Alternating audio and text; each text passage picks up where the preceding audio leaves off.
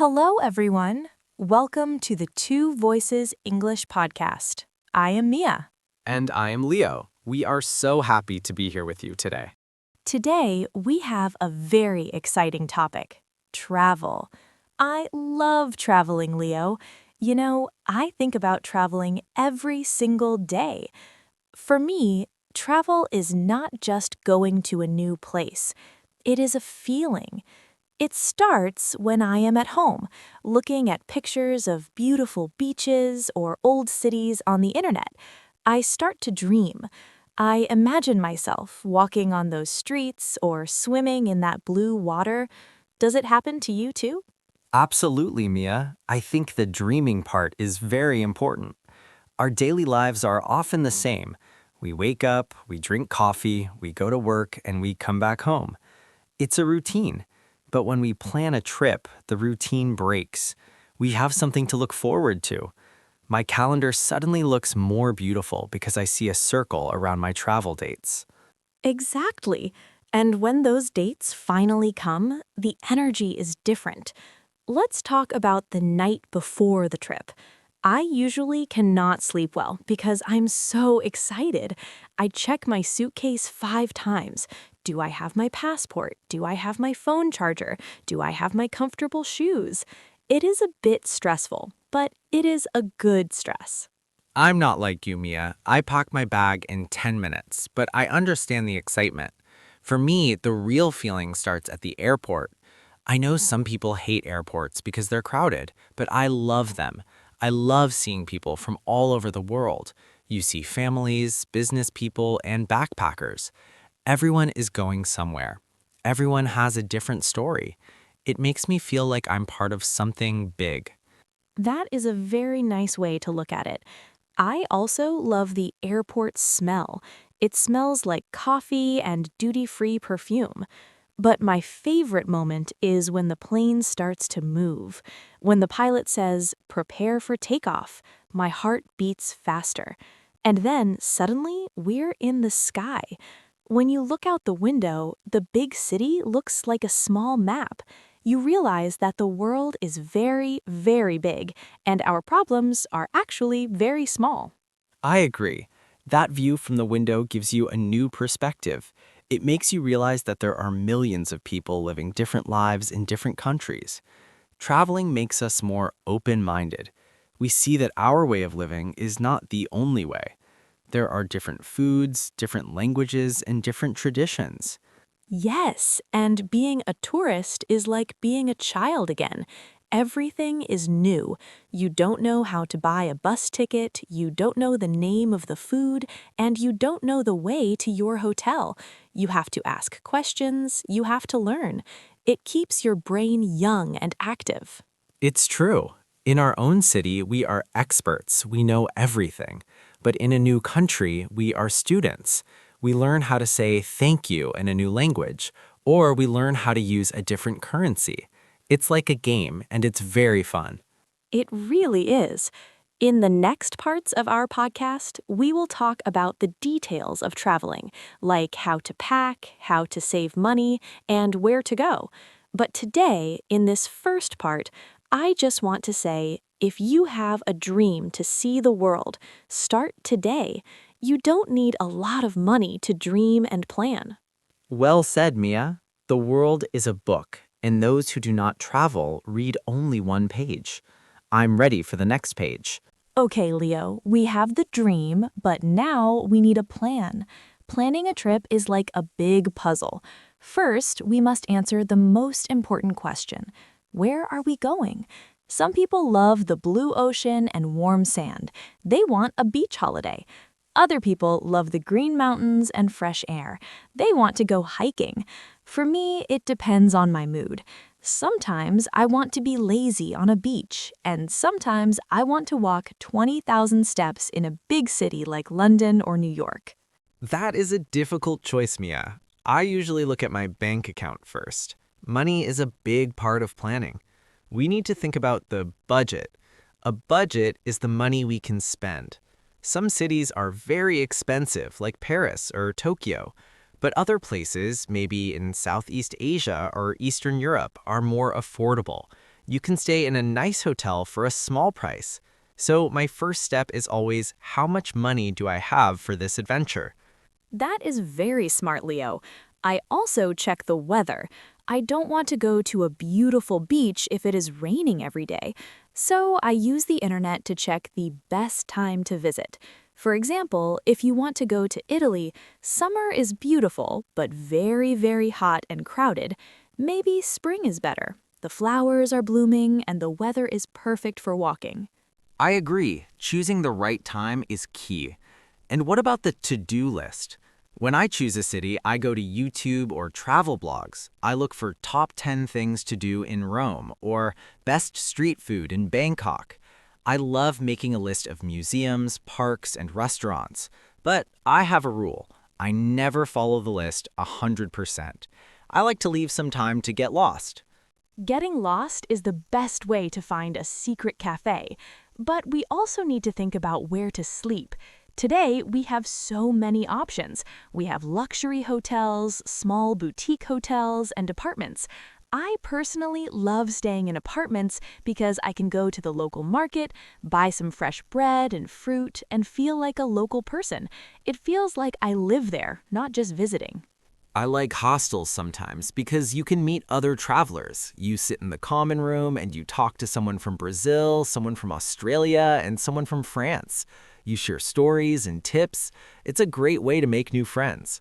But you are right. A quiet hotel is also nice when you're tired.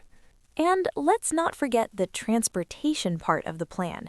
Should we take a train, a bus, or rent a car? In Europe, trains are amazing. You can see the beautiful countryside from the window. But in the USA or Australia, you probably need a car because the distances are very long.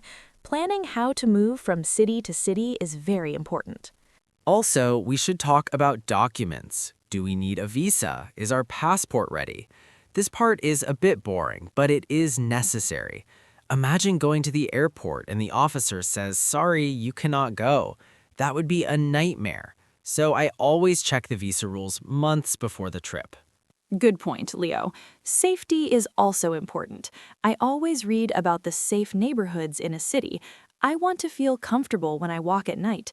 I also buy travel insurance. It is better to be safe than sorry. Exactly. So we have the destination, we have the budget, we have the weather report, and we have our documents. The plan is ready. Now we just need to pack the suitcase. Oh, packing. That is a big topic. Let's talk about that in the next part. Leo, I think packing a suitcase is like a battle. You have a small box and a mountain of clothes. How is it possible to put everything inside? I always start with a very clean bed, and I put all my clothes on it. I look at them and say, okay, I need this, I need that, and maybe I need this dress just in case. But just in case is a dangerous phrase. Usually, I don't wear half of the things I take. Do you have the same problem, or are you a organized packer? I am the opposite of you, Mia. I am a minimalist traveler. I only have one small backpack. I think if I forget something, I can buy it there. I don't want to carry a heavy bag on the streets or at the airport. For me, the most important rule is take half the clothes and double the money. It makes life much easier. When your bag is light, you feel free. You can walk to your hotel, you don't need a taxi, and you don't have to wait for your luggage at the airport. One backpack? That is impossible for me. I need my hair dryer, my skin cream, 3 pairs of shoes, and many outfits for photos. But you are right about one thing. Shoes are the most important part. I learned this the hard way. One time I went to Prague with very beautiful but very uncomfortable boots. After 2 hours of walking on the old stone streets, my feet were dying. Now I always pack my most comfortable sneakers. It doesn't matter if they don't look perfect with my dress. My comfort is more important. Smart choice. Comfortable shoes are the #1 rule of travel. Another thing I always check is my electronics. Today, we cannot travel without our phones. We use them for maps, for translating, and for taking photos. So I always have a tech bag. Inside, I have my phone charger, a power bank, and most importantly, a universal adapter. Every country has different power sockets. If you go from London to New York, your charger will not work without an adapter. Imagine arriving at your hotel with 1% battery and you cannot charge your phone. That is a disaster. Oh, I always forget the adapter. Thank you for the reminder. Another thing I always put in my carry-on bag is a small survival kit. I have some snacks, a bottle of water, my headphones, and a light jacket. Even if it's summer, planes are always very cold because of the air conditioning. If I don't have a jacket, I feel miserable for hours. And I always bring a book. Sometimes the plane's movie system doesn't work, and a book is a great friend during a long flight. A book is good, but I prefer podcasts, like ours. I also want to talk about liquid rules. Many people forget that they cannot take big bottles of shampoo or perfume on the plane. Everything must be under 100 milliliters and inside a transparent bag. I saw a woman at the airport yesterday. She had a very expensive bottle of sun cream, and the security officer told her she had to throw it away. She was very sad. It's a simple rule, but it's very important to remember. That is a very sad story. I always buy the travel size bottles for my shampoo and soap. It saves a lot of space too. And here is my secret tip. I roll my clothes. I don't fold them like a shirt in a shop. I roll them like a burrito. It sounds funny, but it really works. You can fit more clothes in your suitcase, and they don't get many wrinkles. Have you ever tried rolling your clothes, Leo? I have tried it, and it works. But my secret is even simpler. I wear my heaviest clothes on the plane. If I have a big jacket and heavy boots, I wear them during the flight. My suitcase becomes much lighter and smaller. I look a bit like a giant person at the airport, but I save money on luggage fees.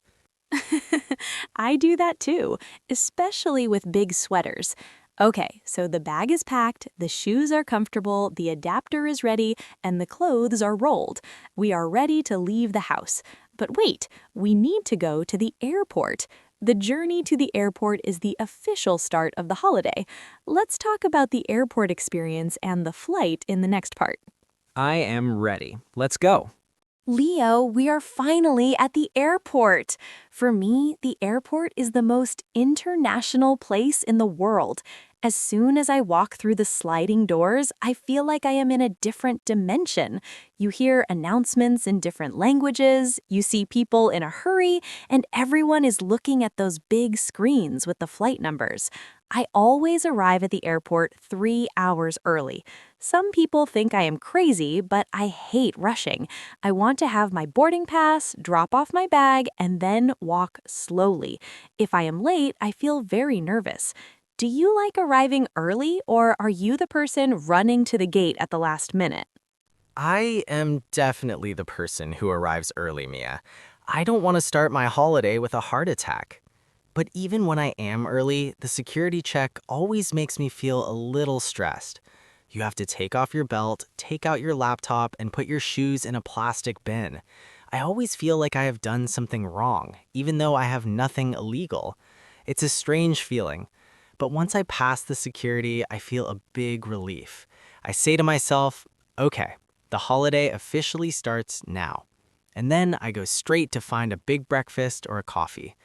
Why is airport food so expensive, but also so delicious? I don't know, Leo. Maybe it's because we are happy. I love walking through the duty-free shops, too. I don't always buy things, but I like looking at the expensive perfumes and the giant boxes of chocolate. It is like a tradition. And then the waiting at the gate starts. I like to watch people. I see a businessman working on his laptop, a family with 3 kids playing on the floor, and young backpackers with giant bags. I wonder, where are they going? What is their story? It is like a live movie. I do the same thing. But then the announcement comes. Boarding will start now. Everyone stands up immediately. Why do people do that? We all have a seat number. The plane is not going to leave without us. I prefer to stay sitting until the line is short. When I finally get on the plane, my first mission is to find my seat. I always pray for a good neighbor. I hope it's not a person who talks too much or a person who takes all the space. I am the window seat person, Leo. I need the window. I want to see the world from above. When the plane takes off, I love that feeling of power. The engines are very loud, and then, whoosh, we are in the air. I look at the ground and see the roads, the houses, and the rivers getting smaller and smaller. It gives me a feeling of peace. It makes me realize that our daily problems are not as big as we think. We are just tiny points on a giant planet. That's very deep, Mia. I prefer the aisle seat because I have long legs and I like to walk around. But I agree about the feeling of flying. It is like magic. Think about it. We're sitting in a metal tube eating chicken and rice while we are 10,000 meters in the sky. It's incredible. Speaking of food, how do you feel about plain food? Some people hate it, but I actually enjoy it. I like the little trays, the tiny bread roll, and the small cup of water. It feels like a picnic in the clouds. A picnic in the clouds. I like it too, but only if it's a long flight. On short flights, they only give you a small biscuit. On long flights, I like the movie marathon. I can watch 3 movies in a row and nobody can disturb me. No phone calls, no emails, just me and the screen. It is my favorite time to relax. But the worst part is trying to sleep. My neck always hurts and the person behind me always hits my seat. How do you sleep on a plane, Leo? I can't sleep on a plane, Mia. It is impossible for me. I usually listen to music or read. But the best moment of the flight is the landing. You hear the thud of the wheels on the ground and everyone starts to move. My favorite sound is the ding when the seatbelt sign turns off.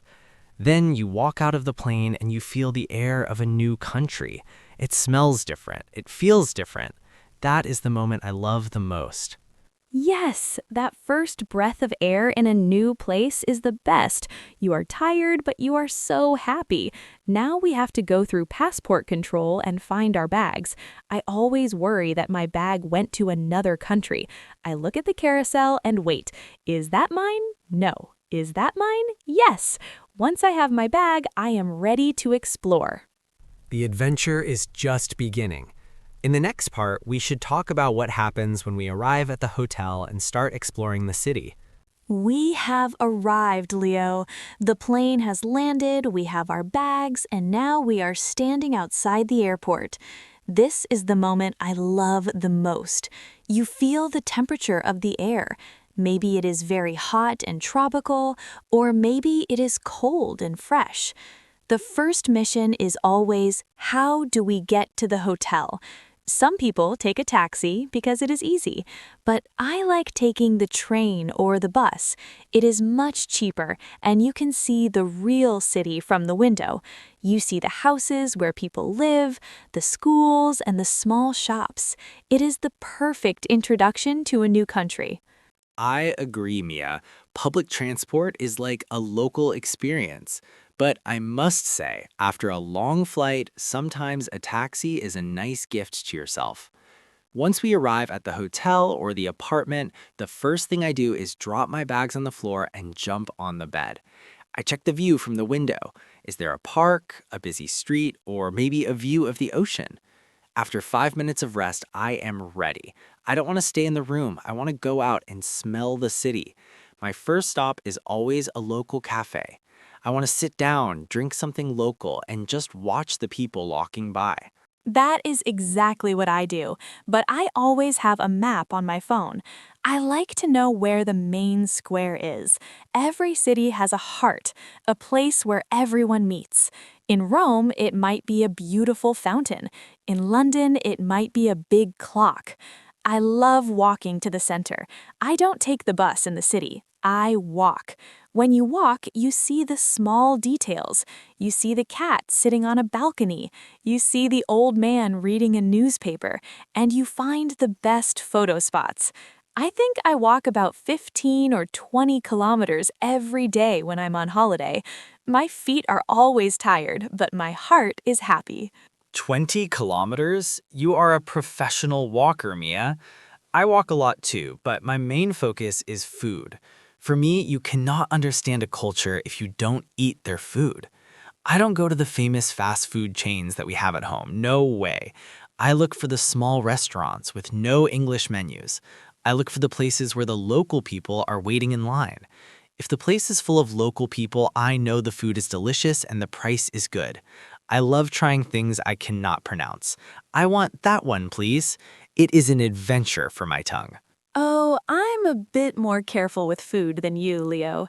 I always check the ingredients because I don't like very spicy food. But I love local markets. The colors of the fruits, the smell of the spices, and the noise of the people shouting their prices. It is like a festival. I usually buy some local cheese or bread and have a picnic in a park. It's a great way to save money and enjoy the atmosphere. And after the food, I love sightseeing. I want to see the famous museums and the historical buildings. I want to learn why this city is special. Sightseeing is good, but sometimes the famous places are too crowded. You wait in line for 2 hours to see one painting or one statue. Sometimes I prefer the quiet places. I like visiting old libraries, small churches, or hidden gardens. I think the soul of a city is in the quiet streets, not just in the big monuments. But I have a question for you, Mia. How do you talk to the local people? Does it make you nervous if you don't speak their language? At first, yes, but I learned that a smile is the best language. Everyone understands a smile. I also learn a few basic words like hello, please, and thank you. When you try to speak their language, the local people are very kind to you. They see that you respect their culture. Sometimes I use a translation app on my phone, and it is very helpful. One time in Japan, I had a 10-minute conversation with an old lady using only an app and hand gestures. It was a very special moment. That is a beautiful story. These connections are what make travel special. It's not just about the buildings, it's about the humans. I also love taking photos, but I try not to look at my phone all the time. I want to see the city with my eyes, not just through a screen. I take a photo and then I put my phone in my pocket and just be there. I listen to the sounds, the bells of the church, the honking of the cars, or the music from a street performer. Just being there is a great skill, Leo. We live so fast in our normal lives. Traveling is a chance to slow down. Even if we are walking a lot, our minds are slow and peaceful. But unfortunately, every trip has an end. We explore, we eat, we walk, and then we have to think about going home and the memories we take with us. You're right, but before we go home, we need to buy some souvenirs. Let's talk about the end of the journey and our memories in the final part. Every adventure must come to an end, Leo. The last day of a trip is always a very strange day. I feel a bit sad because the holiday is over, but I also feel happy because I have so many new memories. On my last day, I usually go back to my favorite place in the city, maybe a park or a small cafe, and I just sit there for an hour. I think about everything I saw. I think about the food I ate and the people I met. I want to lock those feelings in my heart so I never forget them. I feel the same way, Mia. The last day is for reflection, but it is also for shopping. I need to buy some souvenirs for my family and friends. I don't like buying expensive or touristy things. I prefer small, meaningful items. For example, I like buying local spices, a handmade notebook, or even just a beautiful postcard. I want to bring a piece of the country back home with me. When I look at those things in my house later, I remember the smell of the market or the sound of the streets. Do you buy a lot of gifts, Mia? I love buying postcards. I actually write them to myself and my friends and send them from the local post office. It is so fun to arrive home and receive a postcard that you wrote 2 weeks ago. But my favorite souvenir is my photo gallery. I take hundreds of photos. When I'm back at home and I have a difficult day at work, I look at my travel photos. Suddenly, I'm back on that sunny beach or in that beautiful museum. It's like a mental holiday. That is a great idea. Photos are like time machines. But let's talk about the journey back. Packing the suitcase for the return journey is always harder. The bag is somehow heavier because of the souvenirs, and the clothes are not as organized as before. And then you go to the airport one last time. You say goodbye to the city. When the plane lands in your home city, everything looks the same, but you feel different. You are the same person, but your mind is bigger. Your mind is bigger. I love that, Leo. It's true. Travel changes us. It makes us more patient. When you wait for a late bus in a foreign country, you learn to relax. It makes us more grateful, too. When I come home, I look at my own bed and my own shower and I say, wow, I am lucky. We often forget how comfortable our lives are until we leave them for a while. Coming home is not the end, it's the start of a new perspective on our daily life. Exactly. You see your own city with new eyes. You notice a small park you never saw before, or you appreciate a local coffee shop more. Travel gives us energy to continue our routine. We start to save money again, and we start to think, where is the next adventure? Because once you have the travel bug, you can never stop. You always want to see more, learn more, and feel more. I definitely have the travel bug, Leo. I'm already looking at maps for my next trip, but for now, I'm happy to be here and share these stories with our listeners. Traveling is not just about the kilometers, it's about the stories we tell. I hope our listeners enjoyed this special series on the Two Voices English podcast. Don't forget to practice your English and keep dreaming about the world. Goodbye, everyone. See you in the next episode. Bye-bye.